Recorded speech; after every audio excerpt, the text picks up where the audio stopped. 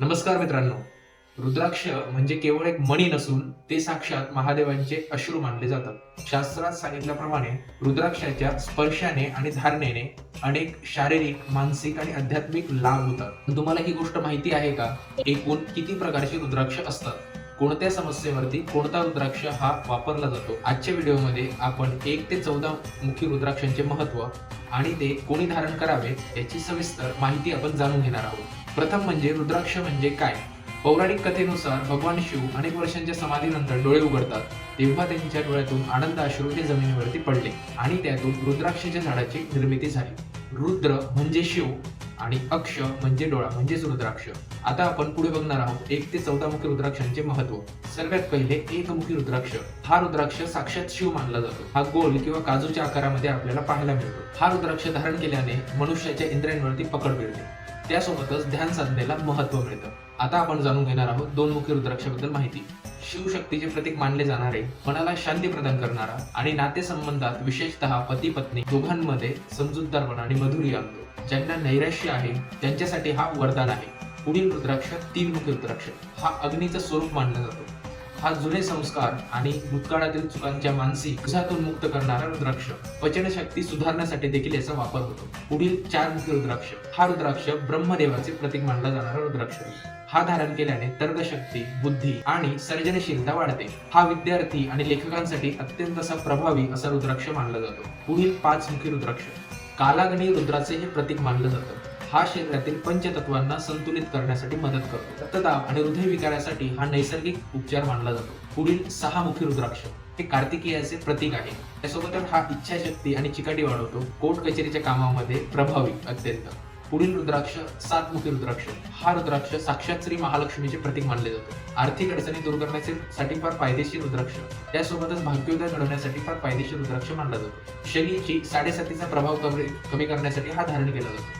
पुढील 8 मुखी रुद्राक्ष. हा रुद्राक्ष साक्षात गणेशाचे प्रतीक आहे. जीवनातील अडथळे तसेच विघ्न दूर करण्यासाठी फार फायदेशीर आहे. त्यांना शत्रूची भीती वाटते त्यांच्यासाठी हा कवच म्हणून कार्य करतो. पुढील 9 मुखी रुद्राक्षाची माहिती. नवदुर्गा शक्तीचे हा प्रतीक मानला जाणारा रुद्राक्ष.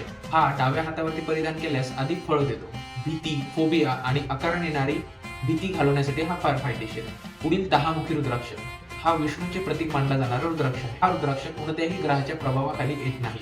त्यामुळे सर्व ग्रहांचे दोष शांत करण्यासाठी हा अत्यंत सुरक्षित आणि प्रभावी असा मानला जाणारा रुद्राक्ष आहे. पुढील 11 मुखी रुद्राक्ष. हा रुद्राक्ष हनुमानाचे प्रतीक मानला जाणारा रुद्राक्ष आहे. हा धारण करणाऱ्या व्यक्तीला साहस आणि त्वरित निर्णय घेण्याची क्षमता प्रदान मिळते. आत्मविश्वासासाठी हा उत्तम मानला जाणारा रुद्राक्ष आहे. पुढील 12 मुखी रुद्राक्ष.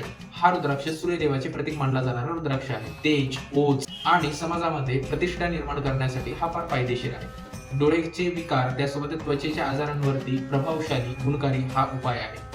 पुढील रुद्राक्ष 13 मुखी रुद्राक्ष. हा रुद्राक्ष कामदेवाचे प्रतीक मानला जातो. हा व्यक्तीचे व्यक्तिमत्व आकर्षक बनवतो. संपत्ती तसेच सिद्धी प्राप्त करण्यासाठी याचा वापर होतो. पुढील रुद्राक्ष 14 मुखी रुद्राक्ष. हा रुद्राक्ष साक्षात देवमणी म्हणून मानला जातो. हा थेट तिसरा डोळा जागृत करण्यासाठी मदत करतो. कठीण प्रसंगात योग्य निर्णय घेण्याची हा शक्ती प्रदान करतो. ही संपूर्ण 14 रुद्राक्षांची माहिती मी तुम्हाला सांगितलेली आहे. त्यासोबतच आपण रुद्राक्ष कसे धारण करावे याचे नियम जाणून घेऊया. रुद्राक्ष धारण करत असताना काही गोष्टींचे भान ठेवणे अत्यावश्यक आहे. प्रथम म्हटलं म्हणजे शुद्धता. रुद्राक्ष कधीही सोमवारी किंवा शिवरात्रीला, महिन्याची जी शिवरात्री असते तर त्या प्रदोषाला कधीही प्रदोष बघूनच आपण हा धारण करावा आणि विधियुक्त त्याची पूजा करूनच धारण करावा. पुढील गोष्ट म्हटलं म्हणजे तो कशामध्ये घालावा किंवा कशामध्ये तो वेअर करावा. रुद्राक्ष कधी पण लाल किंवा पिवळ्या धागामध्ये किंवा चांदी किंवा सोन्यामध्ये त्याला ओम घालावा. त्यासोबतच रुद्राक्ष घातल्यानंतर काय वर्ज्य करावे ते जाणून घेऊया. मांसाहार किंवा मद्यपान करत असताना रुद्राक्ष काढून ठेवला तर उत्तम असे अनेक विद्वान सांगतात. परंतु रुद्राक्ष घालून ह्या गोष्टी थोड्याशा वर्ज्य करणे फार महत्त्वाचे आहे. त्यासोबतच शुद्धीकरणाचा विधी आपण जाणून घेऊया. वेळोवेळी पंचामृताने आणि गंगेच्या पाण्याने रुद्राक्षाला अभिषेक करावा. मित्रांनो, रुद्राक्ष ही निसर्गाने दिलेली आपल्याला फार मोठी देणगी आहे. तुमच्या राशीनुसार किंवा गरजेनुसार तुम्ही योग्य रुद्राक्ष निवडू शकता. पण रुद्राक्ष घेत असताना किंवा वेअर करत असताना एखाद्या ज्योतिषाचा सल्ला घेणं याला फार महत्त्वाचं आहे. श्रद्धेशिवाय कोणतेही फळ मिळत नाही. तुम्हाला हा व्हिडिओ कसा वाटला कमेंटमध्ये नक्की सांगा आणि त्यासोबतच ओम नमः शिवाय हे घ्यायला विसरू नका. प्रसाद राजन ॲस्ट्रोलॉजी. धन्यवाद. ओम नमः शिवाय.